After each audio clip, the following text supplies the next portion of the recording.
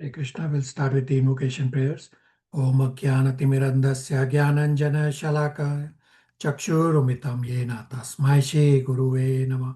Shri Chaitanya Manobhistam Stapitam Yena Bhutale Swayam Rupa Kadamayam Tadati Swapadantikam Vande Aham Shri Guru Shri Utapad Shri Guru Vaishnavamscha Shri Rupam Sakajatam Sahagana Raghunatanvitam Tam Sajivam Sadvetam Savadutam Parijan Saitam Krishna Chaitanya Devam Shri Radha Krishna Padan Sahagana Lalita Shri Vishakhanvitamscha He Krishna Karuna Sindhu Deenabandhu Jagatpate Kupesha Gopika Kanta Radha Kanta Namastute Tapta Kanchana Gaurangi Radhe Vrindavaneshwari Vishabhanu Sutta Devi Pranamami Hari Priya Vanchakalpatarupascha Kripa Sindhu Bhaivacha Patitanam Pavanebhyo Vaishnavebhyo Namo Namah Jai Shri Krishna Chaitanya Prabhu Nityananda Shri Advaita Gadadhar Shri Vasadi Gaur Bhakta Vrinda Hare Krishna Krishna Krishna Hare Hare Hare Rama Rama Rama Hare Hare. Hare Krishna, thank you all for coming to hear and discuss Srila Prabhupada and Krishna's instructions, and thank you in advance for taking the responsibility to apply these learnings in your lives. So today we will finish Sri Isopanishad revision with mantras 9 to 18. Then devotees will share their realizations on some lectures that they have heard. Then we'll talk about the new process that will be starting after you do your bigger presentation. So from next week will be bigger presentations. And then towards the end, Shivangi and Divya will demonstrate how to navigate through and search through our YouTube channel. So I will do a quick overview of mantras 9 to 14. Hare Krishna. So Sri Isopanishad, we have discussed that the vision from invocation to mantra 8, that introduction to mantra number 3 talks about to live in harmony with Ishvara. Mantras 4 and 8 talk about that Ishvara can be understood by spiritual vision. To cultivate spiritual vision, we have to understand Ishvara. I have to cultivate knowledge and do worship. So mantras 9 to 11 talk about vidya or knowledge. These are very confusing mantras. And mantra number 12 to 14 talk about worship. Mantras 9, 10, 11 are linked, and similarly mantras 12, 13, 14 are also linked mantras. A simple read of these mantras 9 to 14 can be very confusing. Mantra 9 says, those in ignorance go to darkness, and those in knowledge go to greater darkness. Mantra number 10 says, the wise understand. Different result is achieved by the culture of knowledge versus nescience. And mantra number 11 says that when one cultivates vidya and avidya together, then one will go beyond birth and death and attain liberation. So in mantras 9, 10, and 11, The words vidya meaning knowledge and avidya meaning ignorance have different meanings. In mantra number 9, avidya refers to ignorance, that running after sense gratification.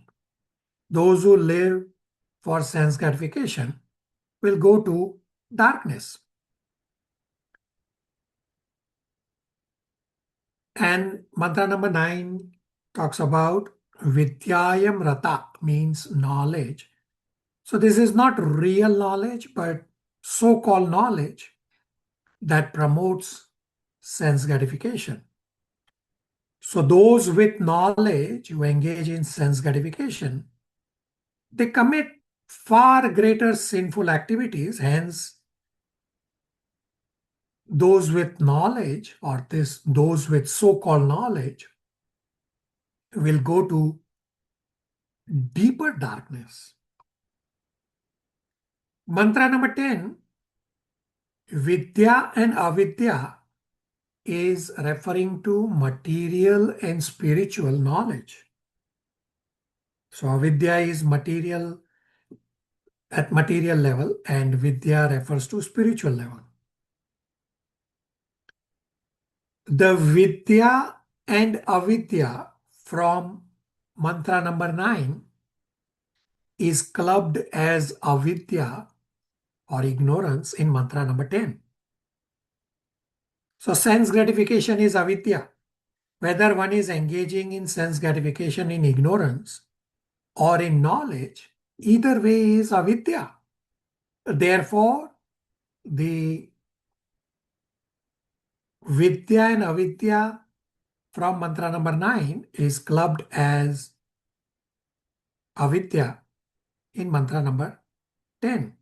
So mantra number 10, avidya, refers to the pursuit of material pleasure and material knowledge. And in mantra number 10, Vidya refers to cultivation of spiritual knowledge or Krishna consciousness. In mantra number 11, Avidya means knowledge for bodily maintenance for healthy, harmonious life without too much disturbance. Now, this avidya is actually required to want to practice spiritual life. Example, one can navigate the ocean if one has knowledge of the ocean as to how the waves can be dangerous. And of course, vidya means knowledge of Krishna consciousness. If one has only material knowledge, he is going to go to hell. And if someone has only spiritual knowledge, he is going to go to bigger hell because he will not know how to cross the ocean of material world. Therefore, we need a balance of both material knowledge and spiritual knowledge. So, as I had said, that a simple read of these mantras 9, 10, 11 can be confusing. So right now let's read. We have laid some foundation, and I also have on the screen mantras 9, 10, 11. So I will do the reading as well. Mantra number 9 says, those who engage in the culture of Nisayant activities shall enter into the darkest region of ignorance. Worse still are those engaged in the culture of so-called knowledge. Right? So we discussed that ignorance, those who are doing ignorant activities, they will go to darkest region of hell. And those with so-called knowledge will go to greater hell because they are worse. Then mantra 10 says, the wise have explained that one result is derived from the culture of knowledge. and a different result is obtained from the culture of nescience. So the culture of knowledge in mantra 10 refers to spirituality, and the culture of nescience in mantra number 10 refers to the nescience and the so-called knowledge from mantra number 9. Mantra 11 says, only one who can learn the process of nescience and that of transcendental knowledge side by side can transcend the influence of repeated birth and death and enjoy full blessings of immortality. Right? So mantra number 11 talks about balance.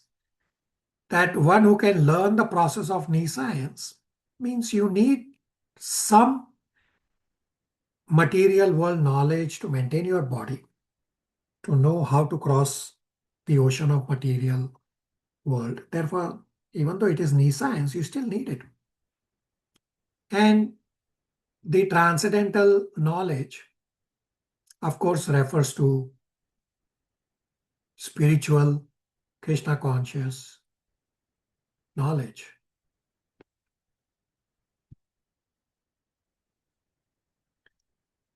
So, question becomes, how can knowledge be considered worse than ignorance?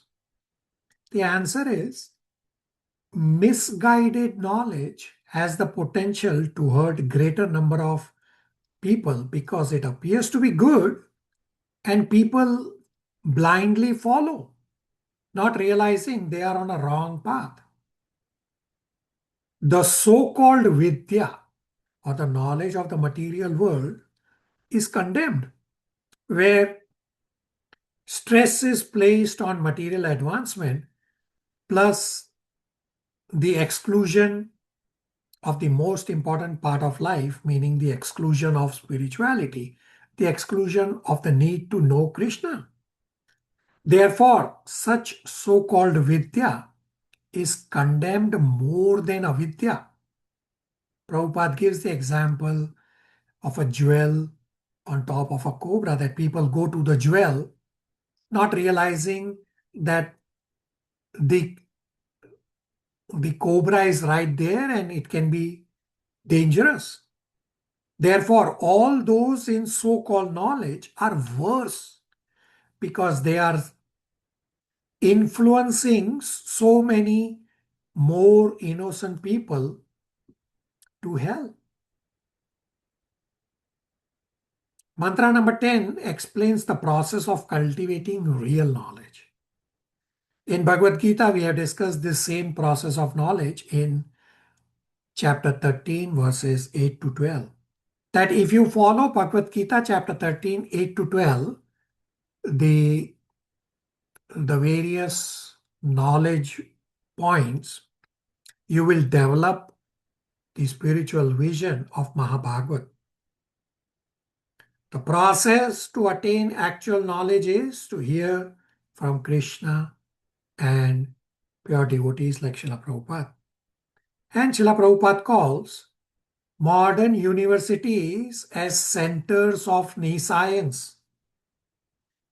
Universities train how to maintain body, and that's it. But there is no university in the entire world on the soul, on spirituality, when the soul is the most important part in the body.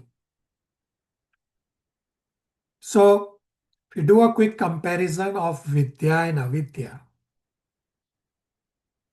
first point about Vidya is to utilize life for self-realization, and Avidya is knowledge for bodily maintenance. The second point about Vidya is knowledge for Krishna consciousness, and Avidya is knowledge for sense gratification. The third point about Avidya is sense gratification according to scripture. So this is your starting point. And Avidya is unrestricted sense gratification. The mantras 9, 10, and 11 also have brief titles like the other mantras. So mantra number 9, the title is Real Knowledge and Pseudo Knowledge.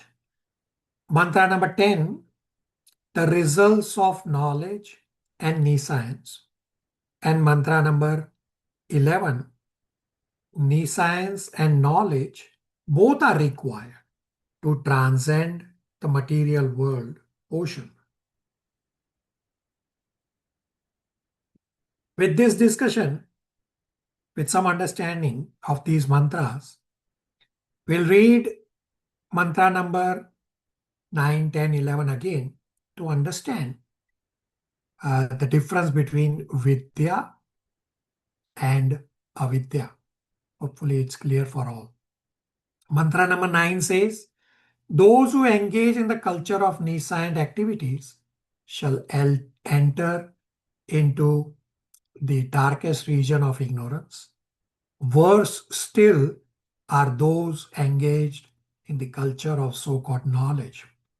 Right? So those who are engaged in sense gratification, material world activities, they are bound to go to darkest region. And worse are those with so-called knowledge, they are going to go to bigger hell because they misdirect so many innocent people. Then mantra number 10 says, the wise have explained that one result is derived from the culture of knowledge and a different result is obtained from the culture of nescience. So here, the word nescience or avidya or ignorance includes the avidya and vidya of mantra number 9. And in mantra number 10, the culture of knowledge refers to spirituality. Then mantra number 11, only one who can learn the process of nescience and that of transcendental knowledge side by side can transcend the influence of repeated birth and death and enjoy the full blessings of immortality. Right? So you need a balance between material and spiritual. So it says one who can learn the process of nescience means you need to know basic things in the material world, how to maintain your body, how to cross the ocean of material world. Without this knowledge, you will not be able to swim in the ocean. And then you also need transcendental knowledge. What is my goal? What is my sadhya? So you need a balance between both material and spiritual. Then you will be able to transcend the cycle of birth and death and go back home, back to Godhead. I will pause here for any questions, comments, realizations. Hare Krishna Prabhu. Krishna. So the mantra number 9 is direct words for the guru who call themselves so-called guru. So because those guru who's influencing so many people wrong way. So that words go directly for them, right? Absolutely correct. And specifically in India is very visible that there are so many pseudo gurus who even have orange dress. They themselves don't follow the rules and regulations, and they are directing or misdirecting so many innocent people on the wrong path. And such pseudo gurus are going to go to bigger hell. So absolutely correct, Archana, that it's referring to all those pseudo gurus and they should be careful. Very good. And my question, Prabhu, you were saying that we have to maintain spiritual and material. So this is for particular yuga? Yeah, it's for all the yugas you're talking. For all the yugas. So then in the Sati Yuga, all the sages, they used to leave and they used to go to forest and they used to teach only about the scriptures. So how to take that one? Yeah, but they still know how to maintain the body, right? So bare Yes. minimum is what you need. That okay, I have my body, and say if your body has fever, well, you should know that I have fever. I have to take some medication to get my body back on track. So these are bare minimum requirements, even in Satyu, that sages they won't take medication like what we have today, but they will take Ayurvedic medication or herbs or something. So bare minimum.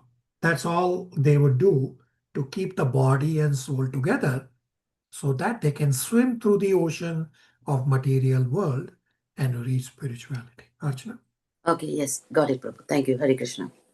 Nitya. Prabhu, that was such a clear presentation. When I read it this past week, I just had difficulty understanding it even. But two realizations after listening how clearly you explained it to us. So in today's world, most of us have the opportunity for material knowledge. You know, we all go to schools, universities, trade skills. So, but to attain with your spiritual knowledge, it's really a choice. It's our free will guiding us to that. And second was how important Srila Prabhupada's work in founding ISKCON is, because if you would see, if from what I came to, is that it's the only university teaching us with your spiritual. Yeah, thank you for listening with rapt attention. That you are correct that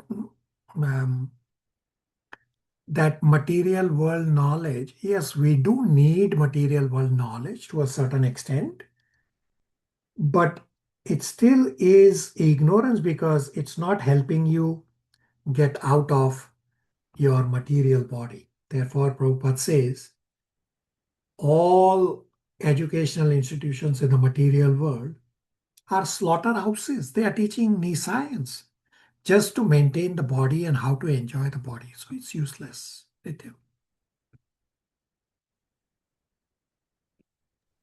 Yes, Prabhu. Thank you for the clarity. The explanations were so to the point. Thank you again for listening with rapt attention, and thank you for reading ahead of time. Very good approach. Rest of you on the same page?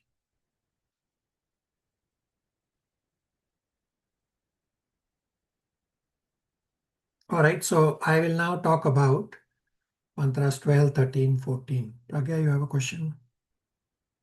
Ji Prabhuji, Prabhuji, I was trying to understand this description of Mahabhagavad, and that Mahabhagavad knows if we are able to learn to gain Vidya appropriately, then we will be understanding what Mahabhagavad is trying to say. Is that a correct understanding, Prabhuji? Correct. I mean, Mahabhagavad purification is also required. It's not just education. Education is, of course, important limb. Knowledge is important limb. Simultaneously, purification is also required. Simultaneously, mercy of Guru is also required to further solidify everything.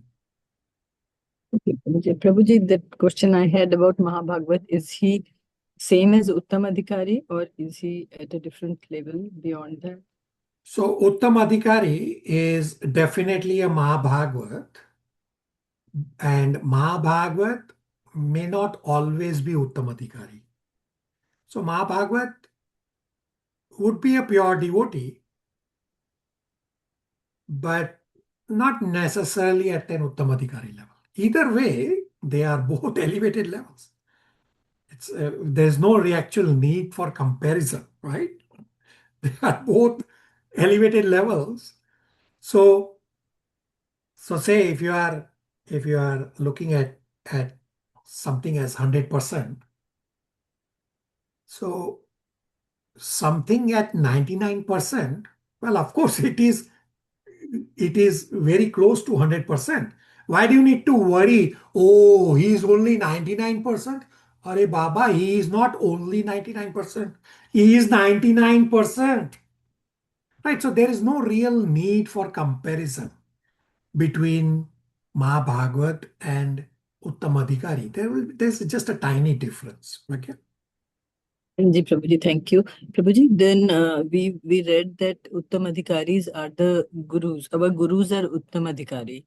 So, but when we were reading the description, and here also we discussed that we will develop spiritual vision of Mahabhagavat. So, they are repeatedly there also in the earlier mantras also, 4 to 8, there also they were, when they were describing the vision of God as perceived by Mahabhagavat. But before that, they had described Kanishka Adhikari, Madhyam, and Uttam Adhikari. So I was just trying to understand that is that level where you get the correct spiritual vision? You are able to perceive the form of God and the nature of God.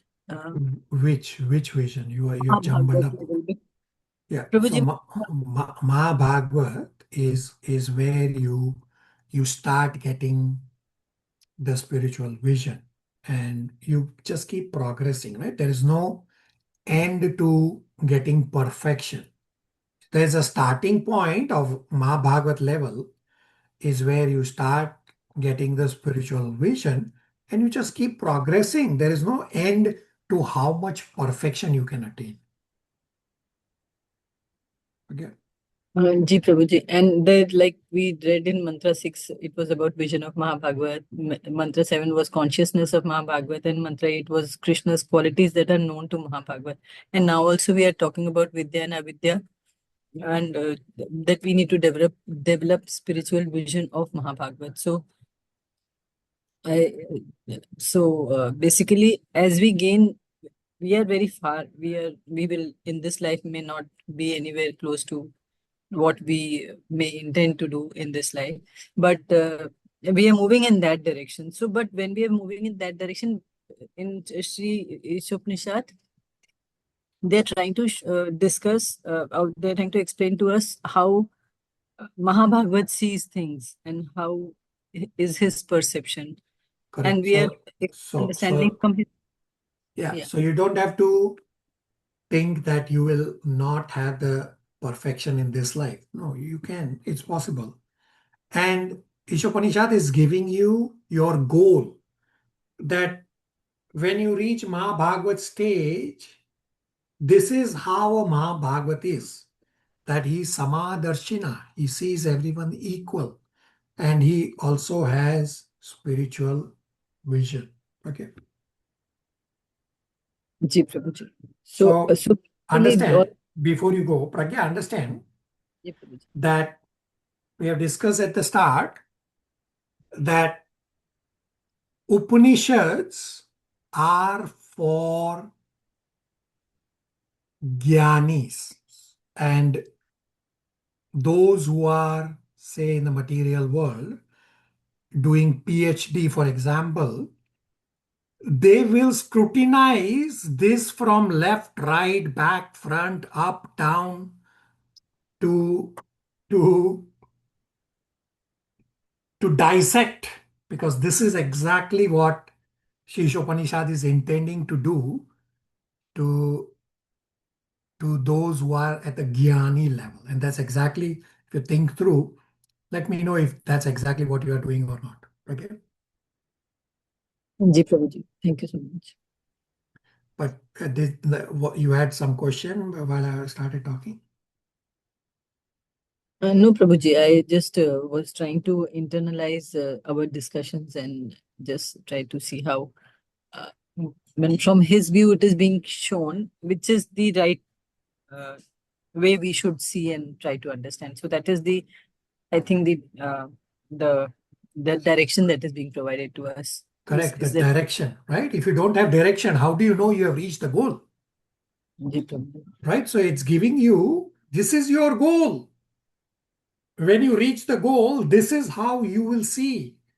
Therefore, it's giving you your starting point as well as your goal, your in-between points, everything is given.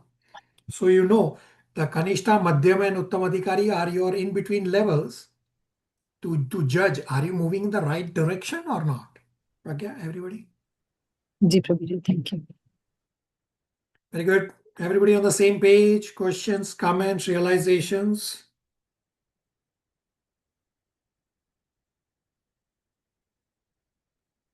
Very good. So I will not now talk about mantras 12, 13, and 14. They are similarly confusing mantras. So mantra 9 to 11 is guidelines for knowledge. Mantra number 9 to 11 talk about vidya, its knowledge, and avidya. Mantra number 12 to 14 are guidelines for practice. Mantra number 12 to 14 talk about worship. Mantras 12 to 14 have similar structure to mantras 9, 10, and 11. Mantra number 9, 10, and 11 have the words vidya and avidya, knowledge and ignorance. Similarly, mantra number 12 to 14 have the words sambhuti and asambhuti. Sambhuti means eternal and asambhuti means non-eternal. Sambhuti gives one result, means eternal gives one result, and asambhuti, which is non-eternal, gives another result. So let's again read the mantras 12, 13, 14, and then we will discuss. So I will again read the mantras. So mantra number 12. Those who are engaged in worship of demigods enter into the darkest region of ignorance, and still more so do the worshippers of the impersonal absolute. Mantra 13 says, it is said that one result is obtained by worshipping the supreme cause of all causes, and that another result is obtained by worshipping what is not supreme. All this is heard from undisturbed authorities who clearly explained it. Mantra 14 says, one should know perfectly the personality of Godhead, Lord Shri Krishna, and his transcendental name, form, qualities, and pastimes, as well as the temporary material creation with its temporary demigods, men, and animals. When one knows these, he surpasses death and the ephemeral cosmic manifestation with it. And in the eternal kingdom of God, he enjoys his eternal life of bliss and knowledge. I'll again explain components of each of the mantra. Mantra number 12 says asambhuti. Worship of demigods leads to darkness. And sambhuti in mantra number 12 refers to so-called understanding of absolute truth, meaning the impersonal absolute, which is the same as so-called knowledge in mantra number 9. Therefore, worship of the impersonal absolute leads to greater darkness because these impersonalists mislead innocent people to follow them by posing themselves as religionists.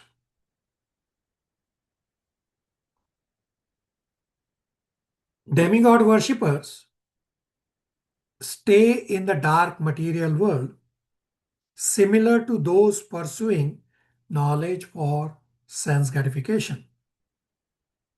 Srila Prabhupada says, the one who is in jail tied by iron shackles or gold shackles does not matter. Are Baba, they are still in the jail, they are still shackled. So even if demigod worshippers get some material benefit, but they stay ignorant of the spiritual truth and continue the cycle of birth and death, meaning they stay in darkness. It is repeatedly mentioned in scriptures that it is not easy to understand the absolute truth. Krishna says in 10.2 as well as is also mentioned in 10.14 that I am the source of everyone, but no one understands me. So if it is hard for demigods to understand absolute truth, then what to say for ordinary person like me? So the first time Brahmaji heard the Vedic scriptures, described in Canto 2, he thought the import of Vedic literature was karma. Second time, Brahmaji thought the import of Vedic literature is jnana. The third time, Brahmaji understood that the conclusion of Vedic scripture is bhakti. So it takes time to understand Vedic literature. Therefore, absolute truth is not easy to understand.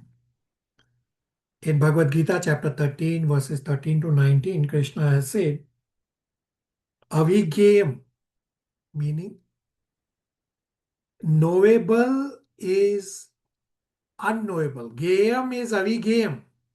And Brahmaji has also said this multiple times in Bhagavatam, that it's not possible to understand the Lord. Therefore, absolute truth is not easy to understand. Now, a question becomes, is demigod worship good or bad?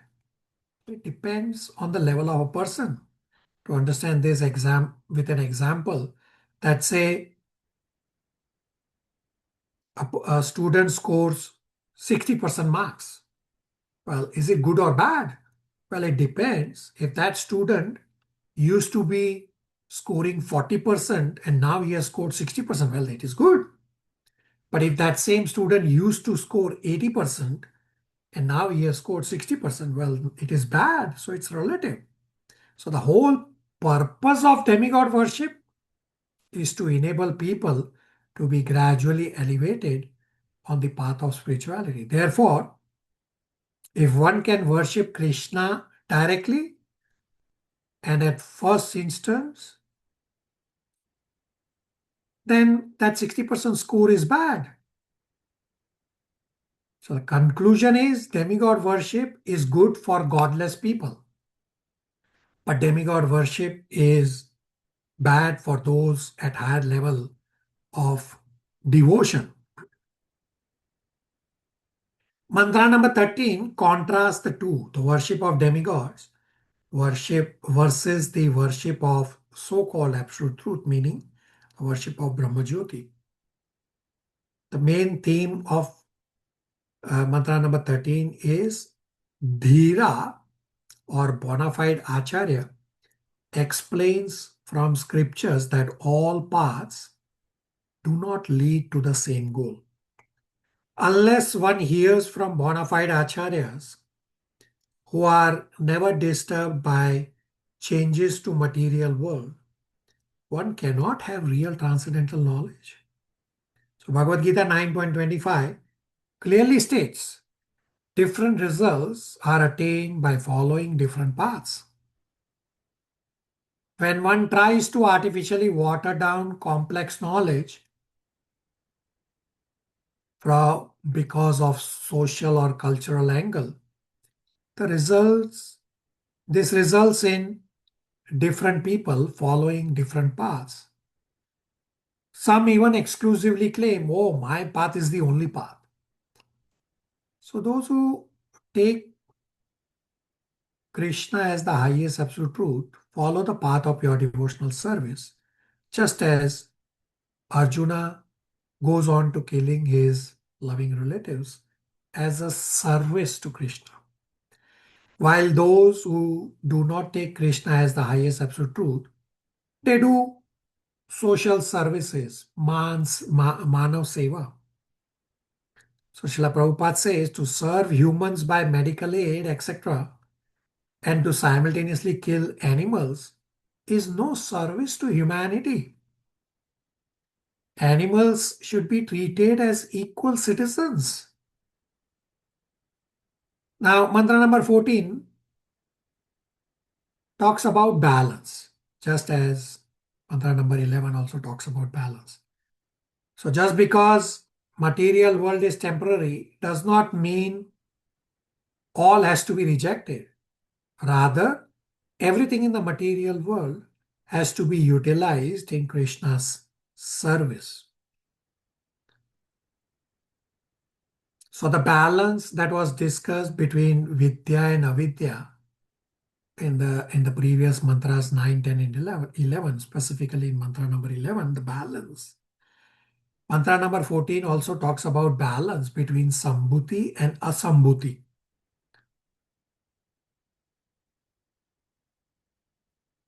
So one needs to know material world, but knowing material world alone is not enough. Simultaneously, one needs to know spiritual world, take shelter of Krishna, and thus go back home, back to Godhead.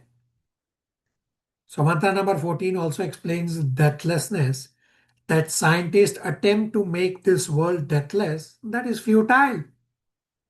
Deathlessness is only possible by properly understanding Krishna's position as the Supreme Personality of Godhead and acting accordingly, that I am an eternal servant of the eternal Master.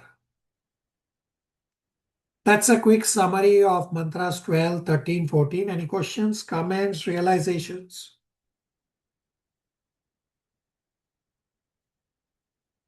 Hare Krishna Prabhuji. For text 14, can we relate it to Parikshit Maharaj's question when he wants to know about the external energy before the internal energy, like trying to know about both material and spiritual? Yeah, you are correct. So mantra number 14 says that you need to know material world, which includes demigods, men, animals also. Yeah, you are correct. You can relate it that way in terms of what Parikshit Maharaj is also wanting to know, the creation of the cosmos. Very good. Thank you. Pragya. Hare Krishna Prabhu. Please excuse me for my low level of understanding. Prabhuji, these demigods are pure devotees that we have discussed. So we do not worship pure devotees. We just admire them. Like we worship Prabhupada. So don't call yourself as less intelligent. No, you have appropriate intelligence. That's why you are able to ask appropriate questions. Not only your questions are beneficial to you, your questions are actually beneficial to everyone. And your questions are actually your mercy on me. So understand that all demigods are not pure devotees. Yes, they are devotees, but all demigods are not pure devotees. There are few demigods who are pure devotees. So for example, Brahmaji as a demigod is pure devotee. Then say Yamraj is a pure devotee. But Indra is not a pure devotee. Indra is a demigod, but he's not a pure devotee. He's Sakam, he's envious. How can he be a pure devotee? So not all demigods are pure devotees. Demigods are elevated than ordinary human beings, but that does not make them pure devotees. They are all devotees, not pure devotees. In terms of worship of pure devotee, you glorify the pure devotee as the devotee of Krishna. That's the appropriate way of glorifying the pure devotee. So every morning at the temple, we say Guru Puja, we glorify Prabhupada. So these are glorifications of pure devotees which pleases Krishna. This is how to worship, not worship, but this is how to glorify the pure devotee. And in Canto 2, in Canto 2 it's described. Should be Canto 2 or let me think.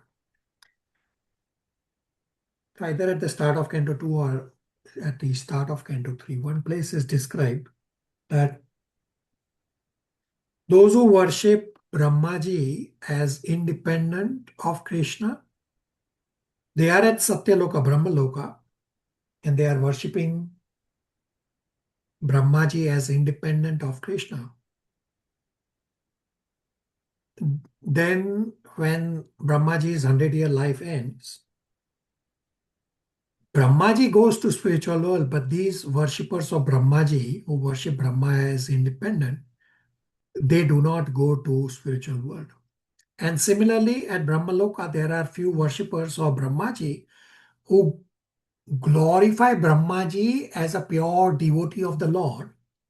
So when full annihilation happens at the end of 100-year life of Brahmaji, these worshippers who glorify Brahmaji as pure devotee of Krishna and not independent of Krishna, they also go to spiritual world together with Brahmaji when Brahmaji's 100-year life ends. Pragya? Ji Prabhuji, thank you. Prabhuji, why is it so confusing in Sanatan Dharma or Varnashram or Hinduism, whatever we are? And in other religions, there is just one path, but here there are so many things, and it means we are some 1.4 to 3 billion people who are Hindus, if I may call. One in every 6% of the world or 7% of the world will be our believer, but I do not know, ISKCON people will be so few. So there is so much diversity. It's like you were mentioning that it was so difficult for you to convince your parents. So they must have taught you something when you were a child, and you have completely learned a different thing in the ISKCON association. So it is so different to. Yeah. Prabhupada did say this also, that all these various religions, Prabhupada said, you stop all this, you are hindering the progress of Krishna consciousness. And why there are all these different thousands and thousands of religions is because people have created their own conceptions because they want to associate with the modes in a particular way, resulting in all these different religions propping up. And they all say, oh, this is the only path, this is the only path. So Krishna consciousness is actually not difficult. Why we feel it difficult is because we have to erase from our consciousness what we have learned specifically in India for so long, which is wrong. Therefore, many times devotees who come for services, those who come for the first time, I tell them, don't enter the kitchen because you will learn something wrong and then it will be very hard to unlearn.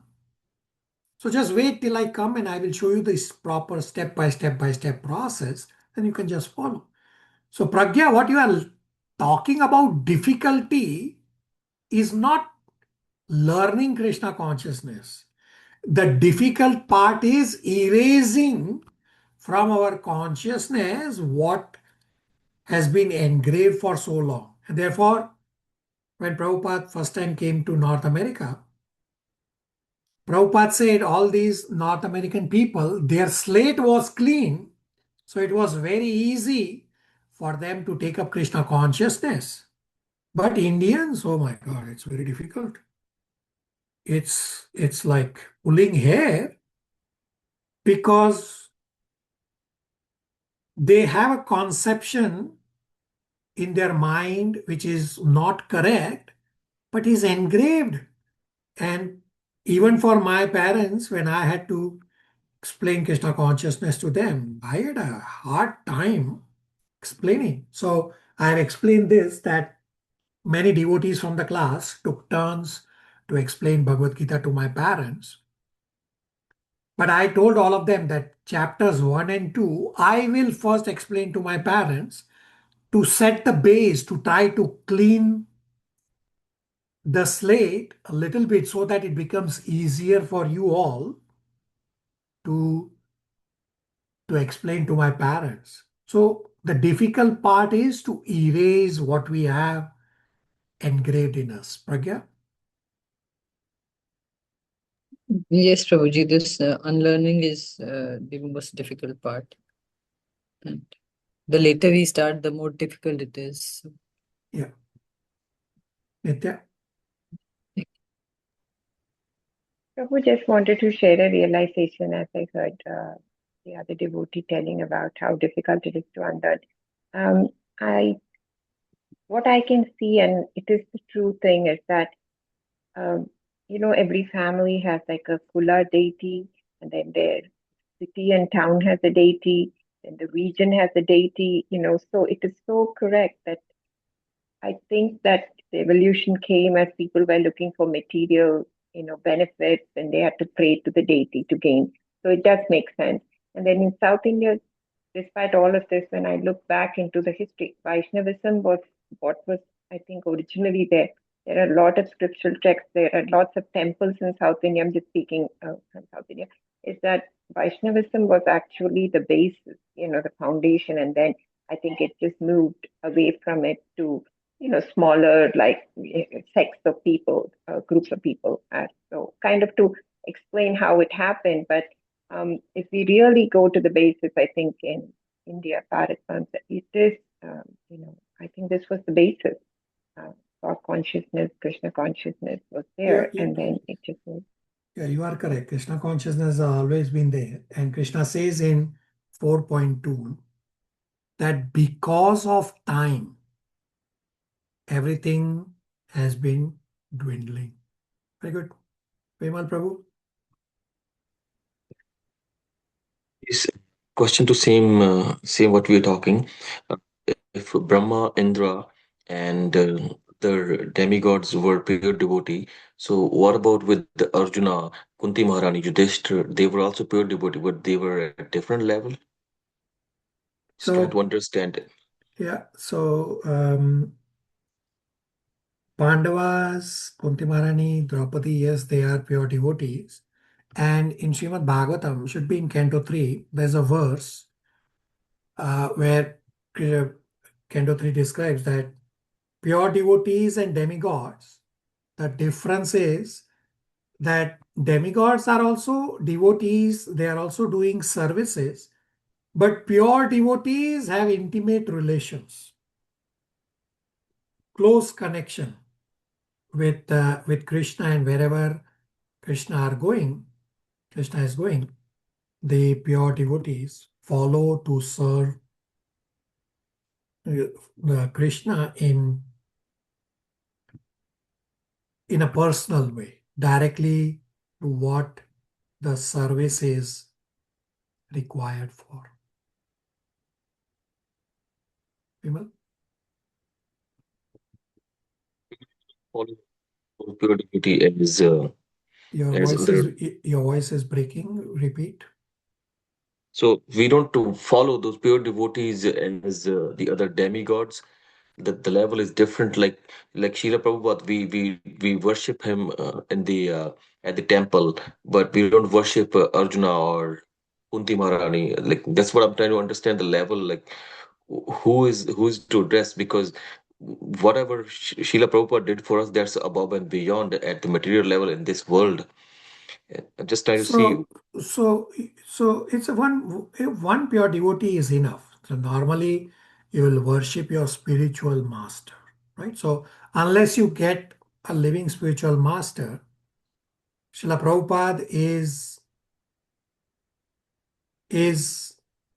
the living or the spiritual master, and even after getting a living spiritual master, Srila Prabhupada will continue to be our spiritual master. Therefore, we are worshipping Srila Prabhupada as a pure devotee. For Arjuna, of course, you are glorifying Arjuna. That's why you are reading Bhagavad Gita.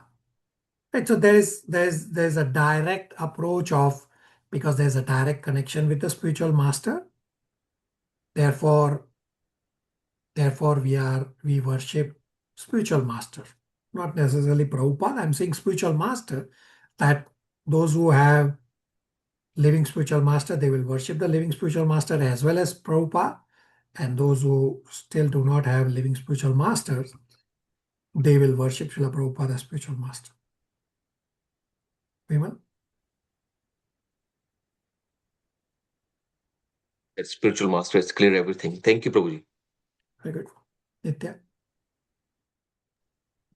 Prabhu, again, following up on Pragya Mataji's thing to how difficult it is to erase, maybe pointing towards how simple it is to accept Krishna consciousness. And number two is that we don't have to struggle to erase, we just have to accept. And then when we pray to Lord Krishna, it encompasses everything.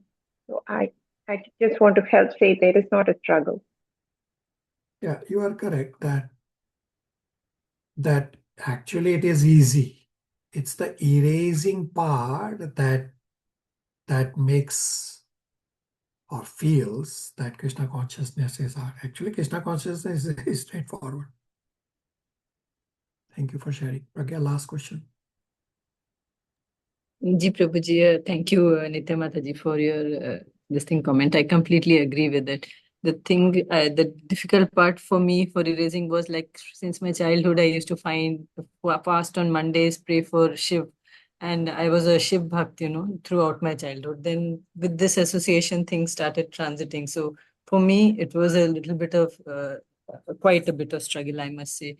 But as I learn and understand, it is getting ingrained, but it was a struggle for me to unlearn my past. Yeah, you'll be Just my surprised. reflection. Yeah, you are correct. You'll be surprised. My Guru Maharaj, he actually says, do not preach to Indians. He actually says that. He says it's very difficult. You just talk through and see who is ready, and you tell them that the temple has come to you instead of you going to the temple. So think of giving some donation because the temple has come to you. And if whosoever gives donation, then you give them a book. But otherwise, preaching to Indians, oh, it's very difficult because of the historical wrong things engraved in their consciousness. It's very difficult to preach to Indians. Even though the scriptures belong in India, and Sri Chaitanya Mahaprabhu has also said that Indians are not doing what they are supposed to do. Indians are supposed to take responsibility of Bhagavad Gita and Bhagavatam and preach to the rest of the world, but Indians are in general not doing it.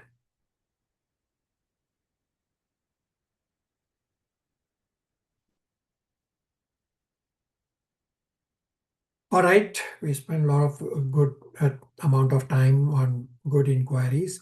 So we'll now discuss mantras 15, 16, 17, 18. Archana is going to present.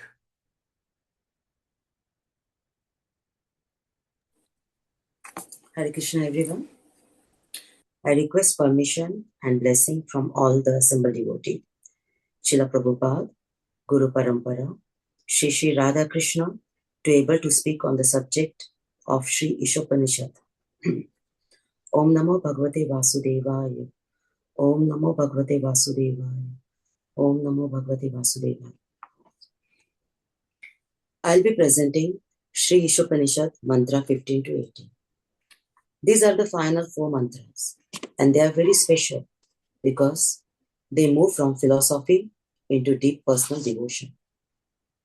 Mantra number 15, 16 are prayers for the Lord to reveal Himself, and mantra 17, 18 are a personal prayer for remembrance, protection, guidance, that I am facing so many obstacles because of my past conditioning, because of the way my mind and senses are dragging me here and there. Therefore, I need a help. The prayer is that, Lord, please take me through all these obstacles. And the last 2 mantras are intensely devotional mantras. So let's start with mantra 15. Mantra 15 is very important mantra in Isopanishad. It is a prayer where the devotee asks the Lord to remove his dazzling effulgence so that his beautiful personal form can be seen. The prayer is essentially saying, "Oh Lord, please remove the bright covering so I can see you as you truly are." This is very important because it explains that the impersonalist Brahman, the impersonal Brahman effulgence is not the highest realization. Many Mayavadis believe that Brahman, the spiritual light, is the ultimate truth. That's why in purport, Srila Prabhupada, shattering Mayavad philosophy and Mayavadis, thinking of effulgence is the highest. Therefore, Mantra 15 is very important. Mantra 15 shows that the personal feature of Godhead is more confidential than the impersonal Brahman effulgence. Therefore, Mantra 15 is requesting to remove the Brahman effulgence, the white light, so I can see his beautiful personal form of Bhagavan, the Supreme Personality of a Godhead. The devotee does not want only the light. The devotee wants the Lord himself. In Bhagavad Gita 14.27, when Krishna says, "I am the source of impersonal Brahman," this means Brahman coming from Krishna. Krishna is higher than Brahman. Just like sunlight comes from sun, Brahman comes from Bhagavan. In Mantra 15, the Sanskrit words say, Hiranya Mayan Patrena, that unless the covering of Brahman effulgence glare is removed, the factual realization of absolute truth can never be achieved. Now let's move to Mantra 16. Mantra 16 explains the meaning of word Bhagavan. Bhagavan means the supreme personal person who possesses all opulences in full. The 6 opulences are wealth, strength, fame, beauty, knowledge, and renunciation, without any tinge of material inability. The mantra also describes Bhagavan in another way. Bha means maintainer. The Lord maintains all living beings. Ga means leader. Lord guides and lead all the soul. One means everyone lives in him and he lives in every being. Just another way of describing Bhagavan. And Bhagavad Gita, and Bhagavan word is also described in Bhagavad Gita 2.2. Bhaga means opulence, one means possessor of opulence. So Lord Shri Krishna is a Bhagavan. He is the possessor of all 6 opulences in full. This helps us to understand that God is not distant or impersonal. He is a personal, complete, and actively involved in our lives. Mantra 17 and 18 is more personal and devotional prayer. That I'm facing so many obstacles because of my past conditioning, because of the way my mind and senses are dragging me here and there. Now I need your help, oh my Lord.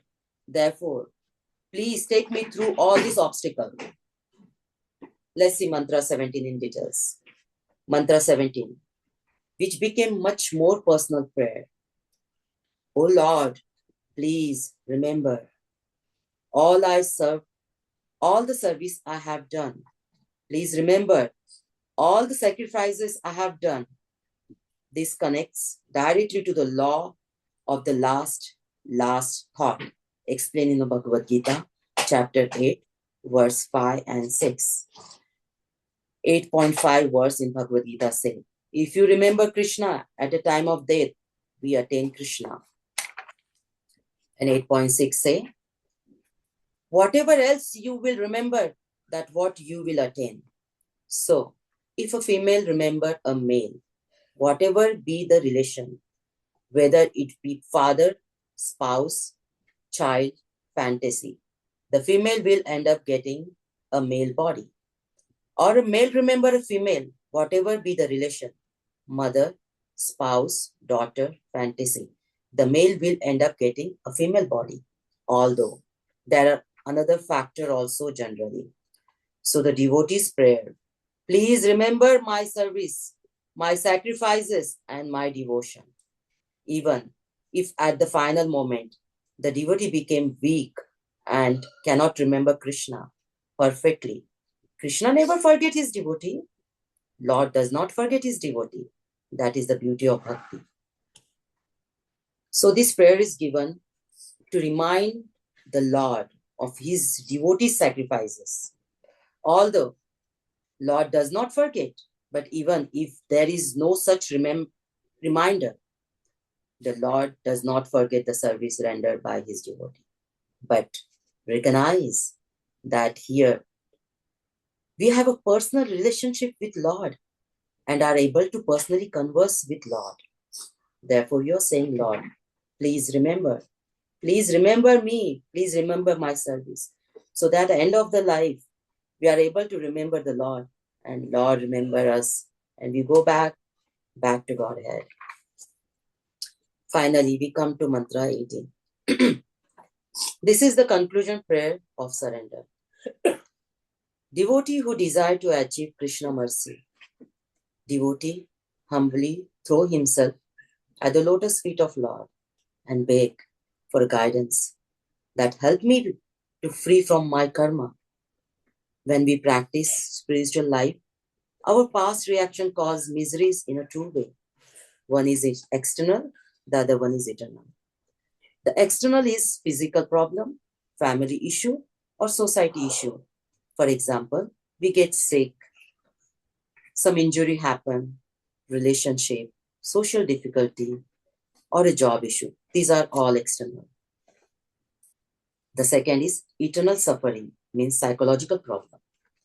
This includes lust, anger, greed, pride, envy, illusion, and mental disturbance. This may arise and drag us away. So very important to understand that we see external problems of others. Often, internal suffering is even more dangerous because other people cannot see it. Therefore, I feel I'm the only one struggling. I have so many conditions to fight with, while other devotees seem so happy. Understand, the reality is that all of us are in trouble. All of us get miseries. The waves of past conditioning hit all of us. It is just that we don't have the vision to see someone's heart. We don't have the vision to see someone's eternal problem. As long as we are on this boat of Krishna consciousness, the gravity cannot pull us down unless we jump out of the boat. So this analogy explaining about the boat. We may jump out of the boat. This means giving up devotional service. We may make holes in the boat, means while you are doing devotional service, we keep indulging in a sinful activity, or we start shaking the boat. There is a various way to sink the boat. When there is a storm, instead of navigating away from the storm, we take the boat into the storm. Storm refer to knowingly entering tempting situation that we understand are spiritually dangerous for us. Tempting means sense gratification, bad association, or situation that weaken our spiritual determination. So we have to be mindful. We have to stay on the boat and not the rock or sink the boat. So just because the boat of devotion service is strong does not mean we have to go into the storm. No, we have to be intelligent. Maya is very strong. We don't have to go into this tempting situation or this storming situation. And when storm comes on its own accord, then we have to take shelter of Krishna. Then Lord, please protect us. But if we go into tempting situation, then it is quite likely that we will fall away. Therefore, we don't blame gravity. Rather, we have to take responsibility for our action. And finally, we surrender and ask for protection from both external and eternal obstacles. There is a process to protect us, that as long as we are on the boat of bhakti, following devotional service, 4 regulated principle, chanting Hare Krishna Mahamantra, obstacle will still come due to the past sinful reaction, but we have to guard ourselves. This is the quick summary of mantra 15, 16, 17, and 18, and thus end of the Bhakti Vedanta purport of Sri Isopanishad, the knowledge that brings one nearer to the Supreme Personality of a Godhead, Krishna. Hare Krishna. Please forgive me for my shortcoming. Hare Bol. Super excellent. Any questions, comments, realizations for Archana? It was a very concise and very clear presentation, Mataji.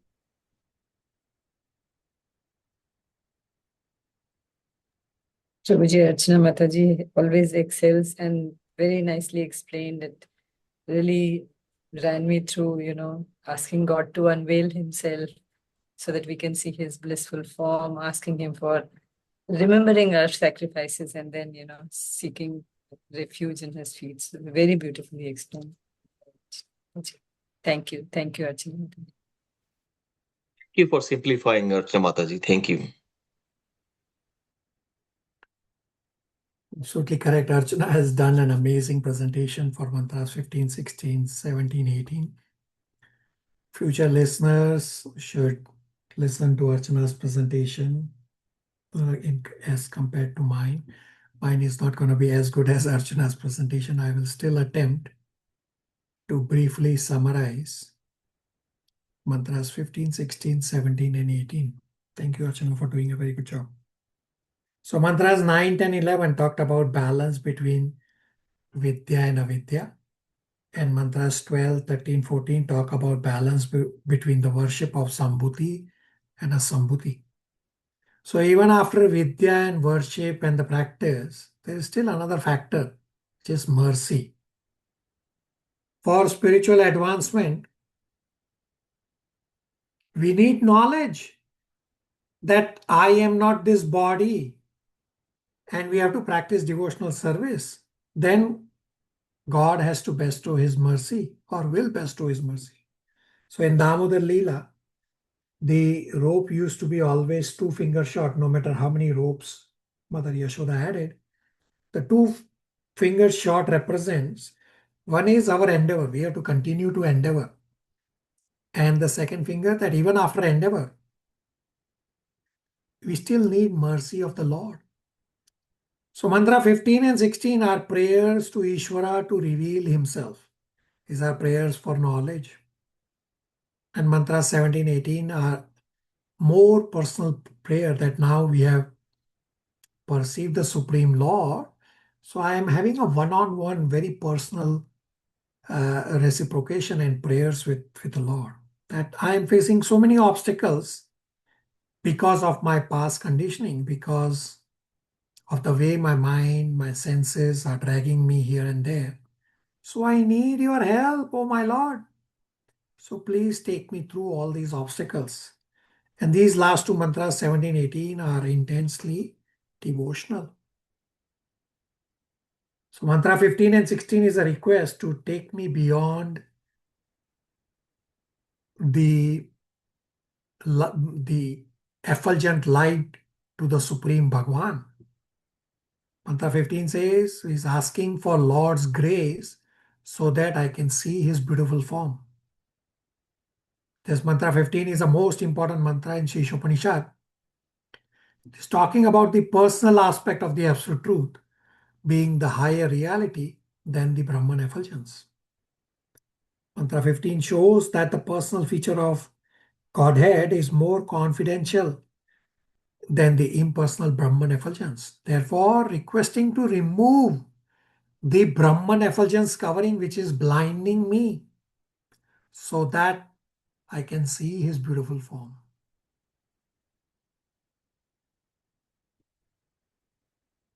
Bhagavad Gita 14.27 is the reference where Krishna says that Krishna is the source of impersonal Brahma Jyoti, impersonal Brahman effulgence. And Sri Isopanishad mantra number 15 says, remove this Brahman effulgence. It says, Hiranmayena Patrena. So unless the covering is removed, the factual realization of the absolute truth can never be achieved. There are 3 levels of God realization. Lowest is Brahman effulgence realization. Next level up is Paramatma realization. And the highest level is Bhagwan realization. The highest level is possible only by the process of bhakti. The word Bhagwan is also described. Bhagwan means one who is full in knowledge, potency, energy, opulence, strength, influence, without any tinge of material inebriety. So Bhaga means opulences, and Van means possessor of these opulences. That is Bhagwan, which is also described in Bhagavad Gita 2.2 as Archana had correctly pointed out. So mantras 17-18 are prayers for practice. These mantras 17-18 are more personal and devotional prayers that now we have perceived the Supreme Lord. And we are praying that I am facing so many obstacles because of my past conditioning, because of the way my mind and senses are dragging me here and there. So I need your help, O my Lord. So please take me through all these obstacles. The law of the lost thought described in Bhagavad Gita 8.5 and 8.6, that 8.5 says, if you remember Krishna, you will attain Krishna. And 8.6 says, if whatever else you will remember, that's what you will attain. Meaning, if a male remembers a female, whatever be the relation, the male is likely going to get a female body. And if a female remembers a male, whatever be the relation, the female is likely going to get a male body, with the understanding that there are many other factors also that come into play in deciding what body, which universe, male, female, etc., forms the soul attains in the next life. So even if at the time of death, devotee does not remember the Lord still does not forget him. The Lord does not forget the services we have done for the Lord. So this prayer is given to remind the Lord of the devotee's sacrifices. But even if there is no such reminder, the Lord does not forget the service rendered by his devotee. Mantra 18, the concluding prayer of the devotee who desires to achieve Krishna's mercy. Devotee humbly throws himself at the lotus feet of the Lord and begs for guidance. Help me to be free from karma. When practicing spiritual life, our past reactions cause miseries in 2 ways. One is external, say physical problems, say problems we face in our material life, example, sick or job issues or society issues or family issues, whatever. And the second is internal, psychological problems, example, lust, anger, greed, pride, illusion. These may rise and drag us away. So we see external problems of others, but not the internal problems. Therefore, I feel I am the only one struggling while everyone else is enjoying. That I am the only one having so many conditions to fight with. The reality is that all of us have troubles, both internal and external. The waves of past conditioning hit all of us.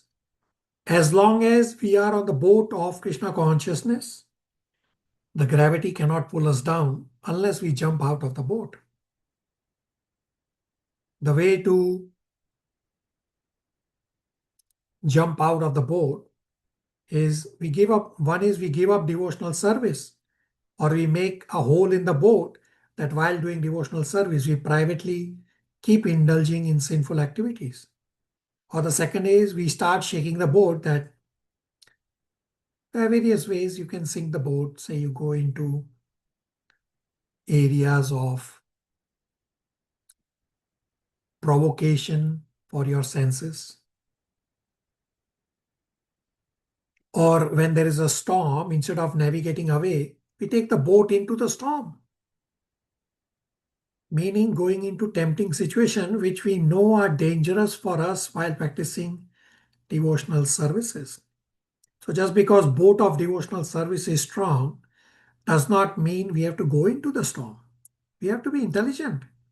When storm comes on its own accord, then we have to take shelter of Krishna and he will protect us.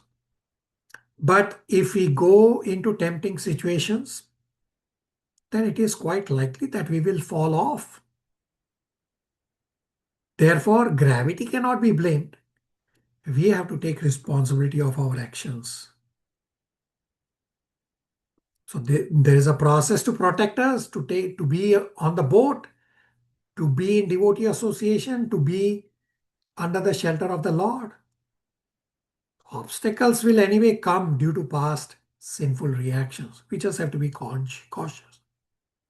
So this mantra 17 and 18 prayers can be recited by the soul just before leaving the body. Or someone else can recite these mantras 17, 18 prayers on behalf of the departing soul. Prithu Maharaj, an incarnation of the Lord, showed this by example while returning to Vaikuntha. So Prithu Maharaj recites Srimad Bhagavatam 4.23.13 to 18 prayers just while he was going back to Vaikuntha. And 4.23.15 is very much similar to Isopanishad mantra number 17. So whenever you have a situation, somebody leaving the body, you can recite mantra 17, 18. You can recite Bhagavatam 4.23.13 to 18. There are many other prayers. You can chant Hare Krishna Mahamantra. You can play Prabhupada Japa. For those of you who follow my spiritual masters, read Bhagavad Gita chapter a day. You can read that chapter to the soul on behalf of the soul departing, so that it becomes a service to a spiritual master. So just a final overview of Sri Isopanishad, that Sri Isopanishad is divided into three broad sections. Section A is vision, from invocation to mantra number 8. Invocation is the foundation of knowledge of the Supreme Person. Mantra number 1, 2, and 3 are the practices for living entities. Mantra number 1 is the Ishavasha principle. Everything belongs to the Lord, should be used in service of the Lord. Mantra 2, living in harmony is beneficial. Mantra number 3 says living in disharmony is harmful. Mantra 4 and 5 is the knowledge of the Supreme Person. Mantra 4 says the Lord is known only when he reveals. And mantra 5 has contradictions which prove that he is inconceivable. Mantra 6 to 8 are knowledge and practice of spiritual vision. Mantra 6 is the vision of Mahabhagavat. Mantra 7 is the consciousness of Mahabhagavat. And mantra 8 is that Krishna's qualities are known to Mahabhagavat. Section B is guidelines, mantras 9 to 14. Mantra 9, 10, 11 are the guidelines for knowledge, where Vidya and Avidya is discussed, that we should have a balance between material and spiritual. And mantra 12 to 14 are guidelines for practice, means the worship that we should do of the Krishna's personal form. The third section are prayers, mantras 15 to 18. Mantras 15 to 16 are prayers for knowledge, and mantras 17 and 18 are prayers for practice. We can also divide Sri Isopanishad in 5 broad points in the same 3 sections. So section A, point A is obey the Ishvara. Second is know the Ishvara. Section B, third point is cultivate the right knowledge. And fourth point is do the right worship. And section C, point number 5 is do the right prayers. to get his mercy. Any questions, comments, realizations?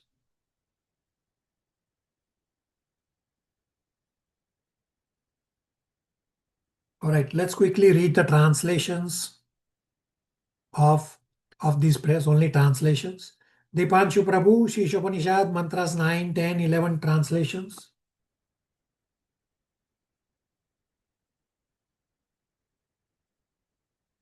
Hare Krishna. Mantra 9. Those who engage in the culture of nascent activities shall enter into the darkest region of ignorance. Worse still are those engaged in the culture of so-called knowledge. Mantra 10. The wise have explained that one result is derived from the culture of knowledge and that a different result is obtained from the culture of nescience.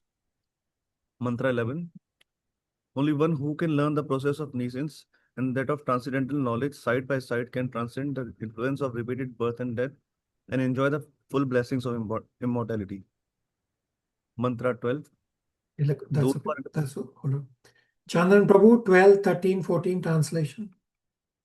Hare Krishna. Mantra 12. Those who are engaged in the worship of demigods enter into the darkest region of ignorance, and still more so do the worshippers of the impersonal absolute. Mantra number 13. It is said that one result is obtained by worshipping the supreme cause of all causes, and another result is obtained by worshipping what is not supreme. All this is heard from the undisturbed authorities who clearly explained it. Mantra number 14. One should know perfectly the personality of Godhead, Sri Krishna, and his transcendental name, form, qualities, and pastimes, as well as the temporary material creation with its temples. When one knows these, he surpasses death and the ephemeral cosmic manifestation with it. And in the eternal kingdom of God, he enjoys the eternal life and bliss and knowledge. Vimal Prabhu, 15 and 16.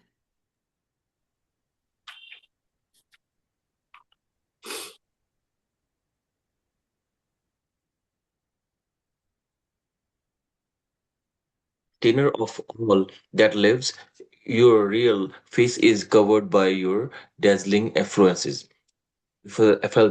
Remove that covering and exhibit yourself to your pure devotee. Mantra number 16. O my Lord, O permeable philosopher, maintainer of all universe, or O regulating principle, destinations of the pure devotees, well wishers of the progenitors of mankind, please remove the effulgences of yours transcendental rays so that I can see your form of bliss. You are the eternal supreme personality of Godhead, like unto the sun as am I. Hare Krishna. Pragya, 17, 18.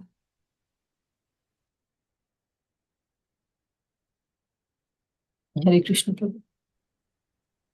Mantra 17. Let this temporary body be burnt to ashes, and let the air of life be merged with the totality of air.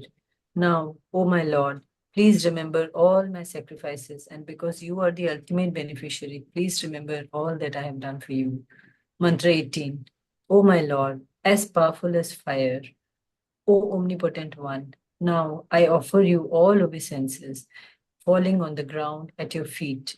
O my Lord, please lead me on the right path to reach you. And since you know all that I have done in the past, please free me from the reactions to my past sins so that there will be no hindrance to my progress. Hare Krishna. Very good. Any questions, comments, realizations before we talk about the next topics? All right, so we have completed Sri Isopanishad revision. So from next week, as you can see on the screen, from 24th May onwards, will be your respective bigger presentation. So before each of the next week, all of you should briefly read the upcoming topic. So on here, you have the verses references and the topic. You should prepare that ahead of time so that you get the most benefit and you are able to make inquiries to the presenter.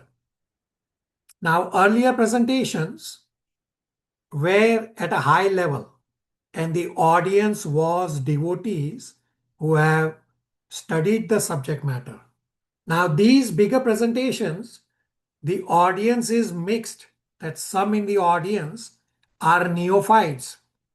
Therefore, these bigger presentations have to be so well structured and detailed that a neophyte has come to the temple for the first time. The neophyte has no clue about scriptures and is attending this lecture. So this bigger presentation should be so well designed that a neophyte coming to the temple for the first time should be able to understand what you are talking about, even if he has no clue about scriptures. Now, before week 1, which is 24th May 2026, the presenters for week 1 and week 2 should be ready. Meaning, since yesterday, Pragya and Chandran Prabhus should be ready to present. That just in case, if for any reason presenter 1 Pragya is not able to present on 24th May, then on 24th May, presenter number 2, Chandran Prabhu, should be able to do his presentation of week number 2 on week number 1. So you can follow along that everybody should be ready a week ahead. So those of you who have connected with me for your respective presentations, you can explain to everyone how much you have struggled. So I have told all of you that this is going to be a struggle and there are still few on the list who have not connected with me at all. Somebody wants to share your experience of preparing for these presentations?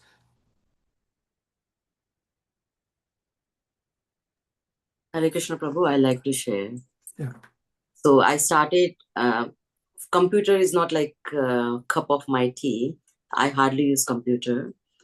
So when Rajesh Prabhu said that you have to do on computer, so my question was, Prabhuji, maybe I'm going to have a hard time. Prabhuji said, yeah, in other batches, there we have a senior devotee, they have done this one on the computer. So it is nothing hard. So I have used computer, but it is long gap. So it is, computer. When you are not in touch with computer, you always forget everything. So I start my presentation through Microsoft Excel. And the introduction, I've sent it to Prabhuji. And I put some pictures in that, visual. And the Microsoft Excel, I think Prabhu couldn't access the pictures and all. Then my next heart attack, like Prabhuji said, you don't have to do on Microsoft Excel, you have to do on the PowerPoint. Now It's I have Google to... Slides. That was Google Slides. Yeah, that was a Google Slides. Yes, thank you, Devraj, for correcting me. So Microsoft PowerPoint. Now I have to shift from one laptop to another laptop because I was using Prabhuji's laptop, that personal laptop, whatever he has, and that laptop doesn't have a PowerPoint there. If I have to access, it is asking me the monthly rent. So I was asking again, I was using the Prabhuji's only, but the office one, it has a PowerPoint. So I have to start from the page 1. Now in the PowerPoint, and I have to start I don't even know how to go for a new slide. So luckily I have a Devraj with me. So he's coming and I'm literally shouting, Devraj, how to go for next slide. He's coming and saying, can you see here, insert and everything? I can see everything, but I don't know. So the Devraj is teaching me everything. So I went there and then that's how it is progressing. And then for visual also, it was having a hard time. Because after doing research and all, it is sometimes the mind just doesn't go over that. So I always sit with Devraj and I give the essence of that particular slide and ask him, what visual should I put here? So for my presentation, there is a Shravanam. So I was having a hard time. So I was asking me, Shravanam, what visual should I put? And he's saying, Prahlad Maharaj. Oh yes, Prahlad Maharaj in the womb. And then that's how I got the visual for my Shravanam. So thank you very much for Devraj is helping me. So it is little harder, but still I'm progressing. Let's see how it goes. Hari Bol.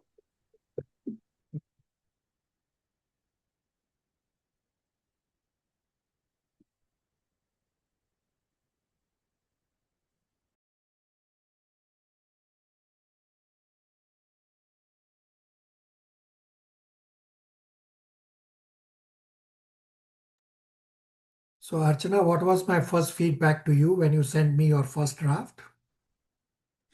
Oh, Archana, you have to put a lot of points because Yeah. I didn't write the whole message. So Archana thought she was ready, and I sent. It's not just Archana.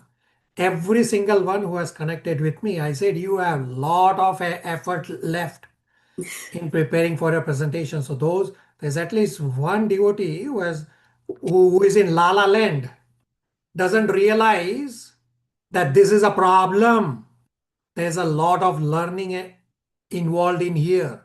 So wake up and start preparing. Don't think, oh, it is 2 months away. Oh, it's going to take you more than 2 months to prepare.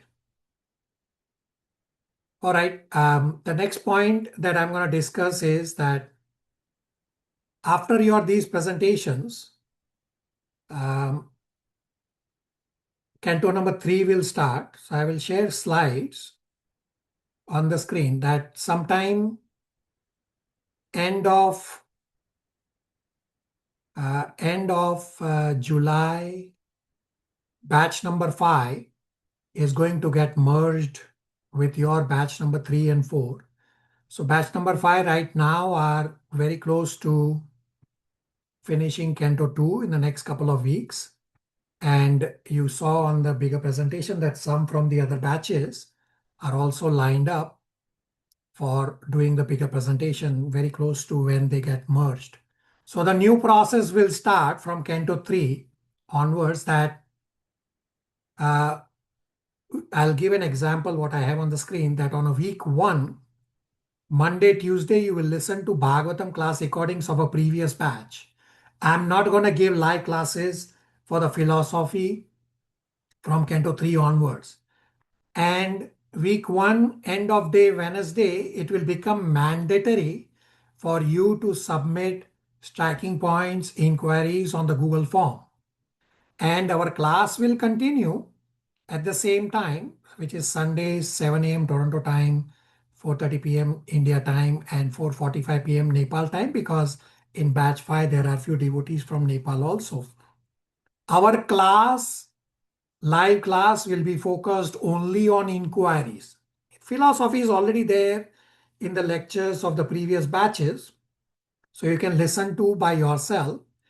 So it's very important that you complete the striking points and inquiries. So there are a couple of devotees virtually present also today who are very adamant in not doing the striking points and inquiries. So I'm going to connect with them one last time, because if you do not change yourself from this point on, it will become very, very hard for you to continue, because we are not having live classes for the philosophy. You are listening by yourself and you are coming prepared with inquiries.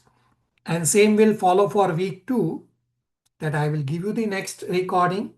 You will fall Monday, Tuesday, you will try to listen to the recording, and by end of day Wednesday, you will complete the striking points and inquiries, and we'll have the regular classes on Sundays for inquiries only. That practice. How do you practice? Now, this process is already started in other batches very successfully, and they are They are very happy with this process. And just visualize what actually happens is your spiritual time is increasing. That you are listening to the 2-hour recording and now you are getting an additional 1 hour or 1.5 hours, depending on the number of inquiries for discussing the practical part. The philosophy, yes, is good, but then how do you practice? Therefore, from day one of our Bhagavad Gita study, we have said that our classes are very practice oriented. So this will become more of the practice part. Now, I will also give you a suggested approach that be very, very disciplined. Set a routine, stick to the routine, otherwise you will fall off. So those who are in Toronto and North America time zone, you still have the whole of Sunday left. You do not need to wait till Monday, Tuesday, Wednesday to complete your spiritual endeavor. You just use your Sunday to listen to the recording to complete your spiritual endeavor.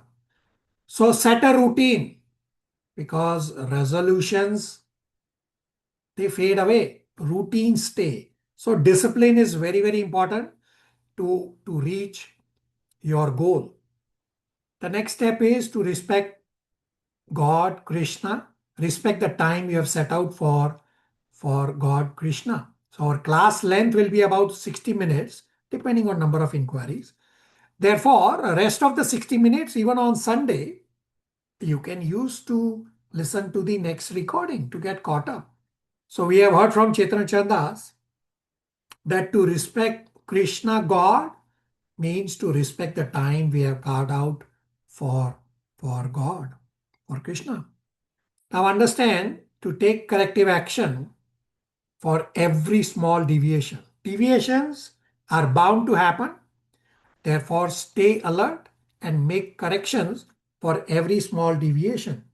Now, we have also heard from Chaitanya Chandas that first priority is to keep the first priority as the first priority. And in that lecture, Chaitanya Chandas explains that most of the time, the pilot is focused on trying to keep the airplane on track because he keeps getting these beeps and sounds. And Kunal Prabhu from the other batch asked this question that, well, the pilot gets these beeps and sound, therefore he is able to bring the airplane back on track. So what are those beeps and sounds for us? So when a pilot is flying an airplane, and if he is about to stall, even if the pilot is sleeping, the stall warning is a stick shaker warning, and it's so violent and a beeping sound that even a sleeping pilot will wake up. So that stick shaker beeping sound for you is that if you do not complete your spiritual endeavors, that's your stick shaker. Those are your beeping sounds that I need to make some corrective action so that I do not fall away. Now, for listening to previous batch class recording, I request that you all have a buddy. I will soon explain this. That have a buddy over and above, say, your spouse or parent-child or sibling relations. Have somebody else. I will soon explain. Well, let me explain now that there are offline groups. So right now, for example, Archana and Malti from this group are in that offline group, which anyway has fallen apart. And there are also groups for India and Nepal. So for all of you who are in Toronto and North America time zone, I am going to send you a link to join the Toronto group. And for those in India, I'm going to send you to join that those in India, I'm going to send you a link to join that India-Nepal group. Now, within that group also, there are devotees. For example, in the India-Nepal group, there are 4 devotees. 2 of them discuss at a different time and 2 of them discuss at a different time because their timelines are different. Now, this is very flexible. If somebody from Toronto, North America prefers to join the India-Nepal group, it's okay. You can join there. If somebody from India wants to join the Toronto group, that's also okay. If 1 week you want to discuss with the Toronto group, that's okay. And the following week you discuss with India group, that's also okay. Completely flexible. The whole point is to be in devotee association, and it's free. And for example, even further free, that Vimal Prabhu has night shift. Not everybody else has night shift. So he will have a hard time to join the group. Well, Subhash Prabhu from the other group, who is going to join this group very soon, also has night shift. So Vimal Prabhu and Subhash Prabhu can become buddies and they can discuss offline. So I'm going to send you links, not now, but when the Canto 3 will start and batch 3, 4, 5 will get merged, I will send you all that. So very important to have this routine set to listen to recording, otherwise things will fall apart very, very soon. Then do not manufacture your process. Follow the suggested process that I am giving you because everybody else in the past has followed and have been successful. So maintain a sadhana card because attention flows to what gets monitored. So know where you are going or not going. So I request all of you to please take a snapshot of what you have on the screen to follow the process from Canto 3 onwards, which is going to start in very, very soon after your bigger presentations. Any questions, comments, realizations?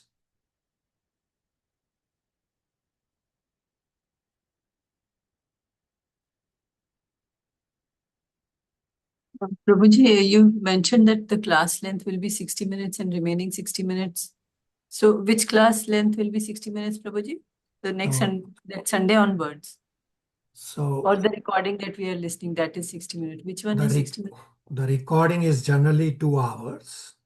Okay. So our class length on Sunday will become shorter class length because we'll be only focused on discussing inquiries, not the philosophy. Philosophy you are reading by yourself.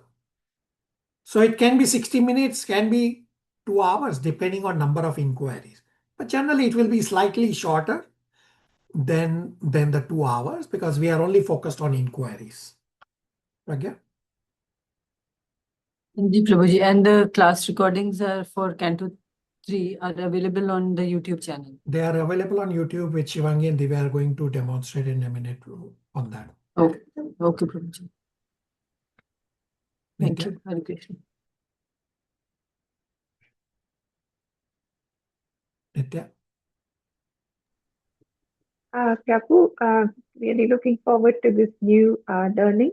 May I ask, would you please, if you'd be kind enough to give us a summary like you do at the opening of the class? Because your description is so concise and clear. And of course, we'll listen to previous recordings, and I'm sure but can you summarize it maybe at the beginning or the end of the class? Because it's just such a...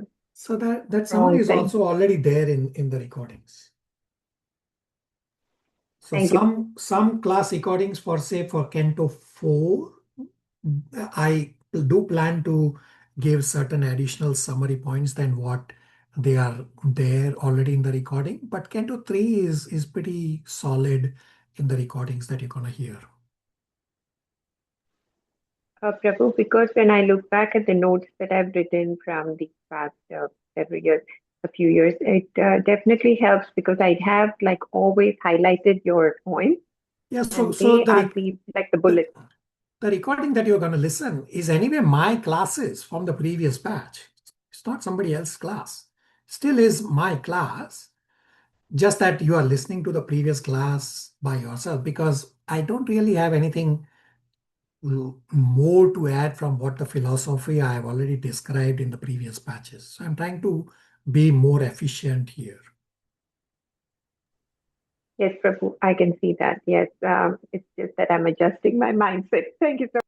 Yeah, everybody will have that adjustment, and therefore, for a couple of devotees who are very diligent in not doing the spiritual endeavor, so my word diligent is in quotes, meaning those devotees who are very adamant in not doing the spiritual endeavors, I'm going to have one last chat with them because otherwise you're going to fall off.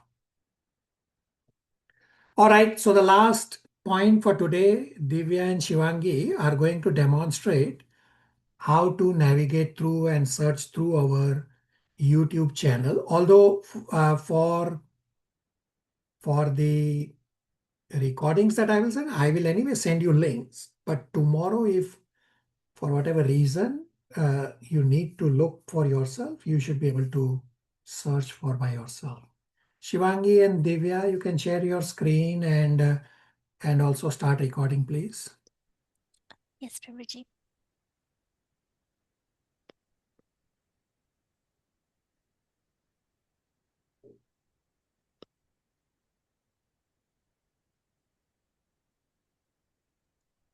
I think the screen is visible.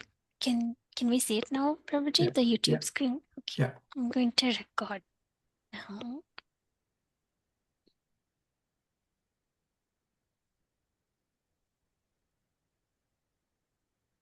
Okay, I think it started recording.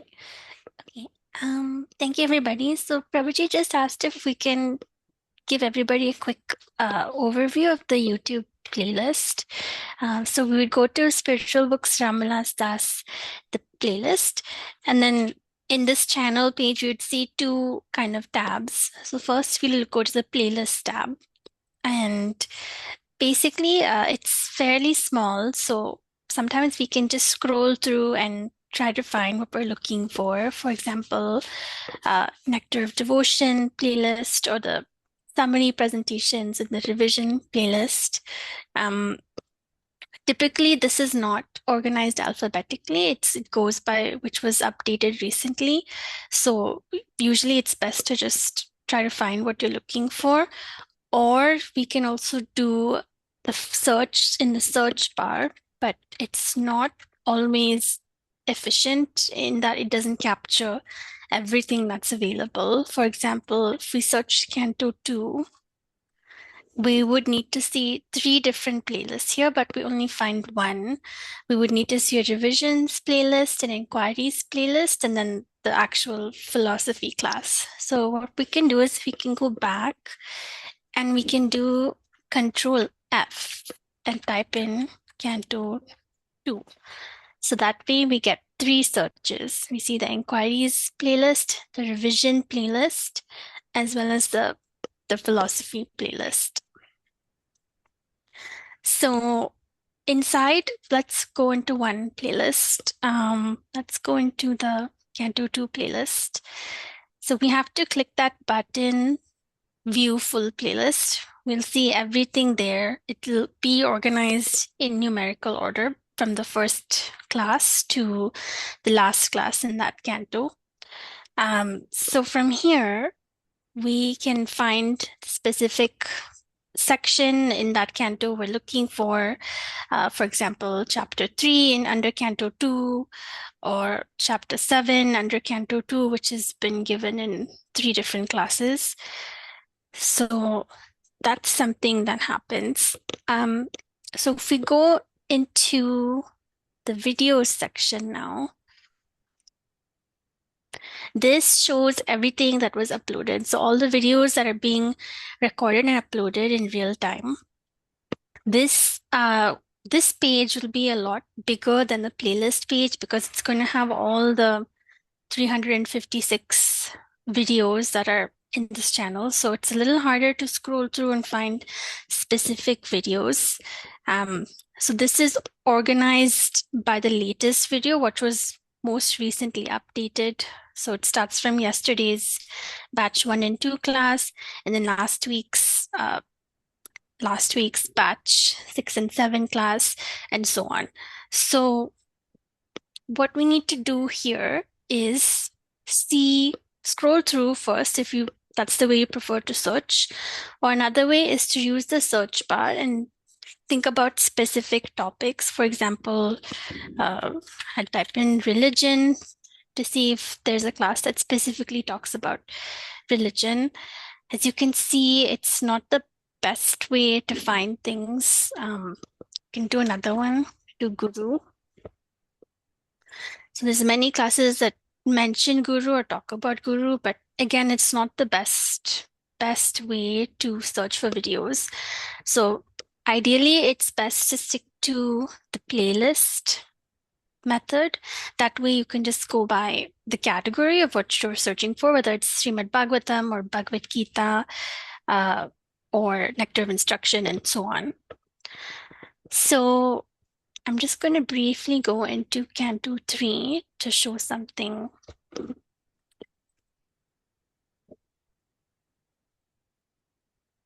So some of the videos, we will see the title of the class. It's usually very long. So sometimes we'll see it appear fully in the description.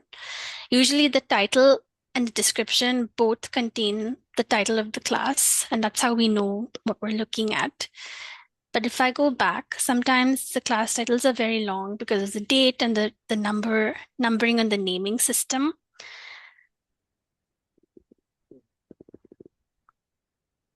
So here, for example, I've gone into a video in Canto 3 and there's no description because it's gotten cut off after a certain number of characters, and Prabhuji has been fixing this in the background. So that's just something to keep in mind. But you could still search through the chapter and the verses, and that should be helpful for now.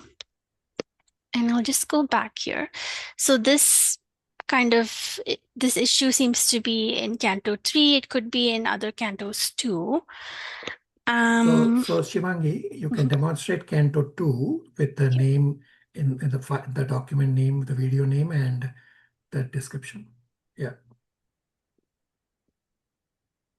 Yeah, so this one, the title, it's kind of cut off, but then we see the full title in the description. Creation is assembly of various parts. Just as car manufacturing is assembly of parts plus religion versus spirituality inquiry. So the video name truncates after 100 characters, and therefore the video name and the description is identical, means the description will have the full, it's not truncated. This is work in progress for me, as Shivangi showed, that Canto 3, I still have to add those details in the description. So if you recall, I had mentioned that this was all a lot of click, click, click, click, click, click, click. So it's a work in progress. I'm trying to upload in between the various gaps that I have, but still is a lot of endeavor to do, and I'm doing it as we progress. Continue. Okay. So now I'll go back to the home page.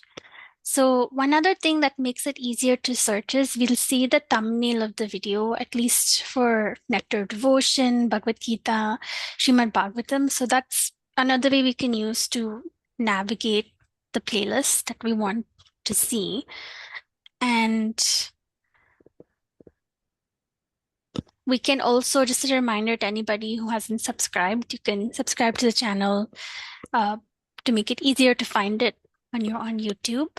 And if there's any questions, if somebody wants to try doing a search, we could do that now too.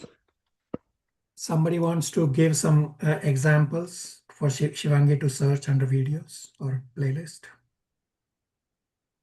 Give them a topic.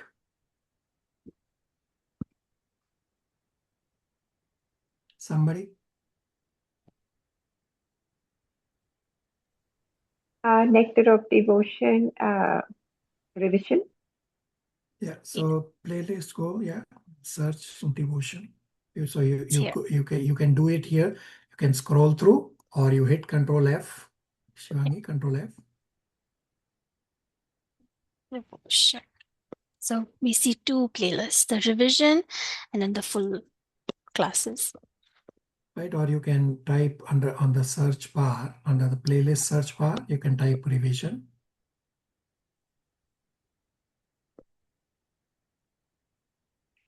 Your And then instruction. then you There we can, go. yeah. Yeah. Active devotion revision. Or you can type devotion / revision. That will also narrow it down. There we go. So it's the first thing that comes up. So it's Nitya? Yes, Prabhu. Thank you. I found it easy to navigate, Prabhu. It is that really good. Even though you say it's in the early stages of development, really good. Yeah, somebody else wants to give a little search item to Shivangi and Divya. Hare Krishna Prabhu. Sri Isopanishad, mantra 15 to 18. Yeah, so you search Isopanishad. okay. So we do the playlist. Mantra 15 to 18 is the last one. So that's one way to search. Probably the easiest way.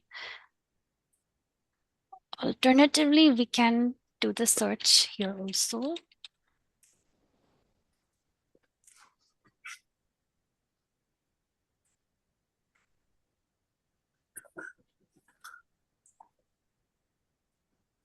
We'll get mantras 1 to 8. So Mataji, it would probably be best if you went to the playlist. Yeah, so the mantra 15 to 18 revision, we have recorded it today. It's going to get uploaded today. Therefore, it wasn't there on the revision. Very nice. Does that help, Yeah, Mataji? yes. Thank you. Shivangi, you can stop your share and I will share my screen for a minute. Okay. Do you still want me to keep recording, Prabhuji? Yeah, continue recording. So, so I have YouTube from my screen. Actually, what should happen is if you search on playlist, Canto 2, it should show you 3. For some reason, your access, it doesn't show. I have no way of controlling it. That's a glitch in YouTube. I have no way of controlling. So each canto, there are 3 playlists. One is the Canto 2, Bhagavatam is the philosophy. Then you have the revision, and then you have inquiries. Now, the revision recordings are also there in the Canto 2 in sequence. So if you go to Canto 2, you will notice that the revision recording, say it's the last one, is class number 54, which is a revision recording for chapter 6 to 10. If you go to the revision recording, that video is at both places. So revision is at both places for Canto 2 onwards. Canto 1 revision was done differently. So it's different. Canto 1 is unique, but otherwise in sequence, it will be like this, that you will have 3 playlists for each cantos. Now, if I do Canto 3, so far you will only see 2 playlists because the third inquiries playlist will happen when you all will submit your inquiries. That has not yet happened. Everybody clear?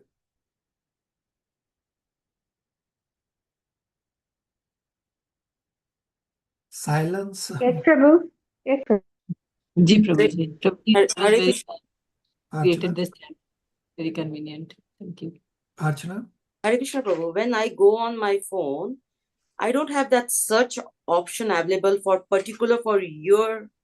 Yeah, so my view will be different than your view, and on a computer view. No, but will how be come Shivangi, she could search. In the search, she was Yeah, putting. so phone is different.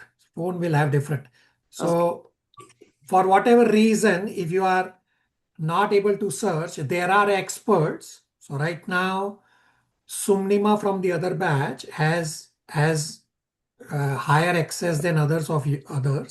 I'm going to add few more to have that higher access. And if you are not able to search, ask someone who is an expert. So Archana, next time you are at the temple, connect with Shivangi, or even offline, call Shivangi. How do I search here? So Shivangi is not showing you from a phone.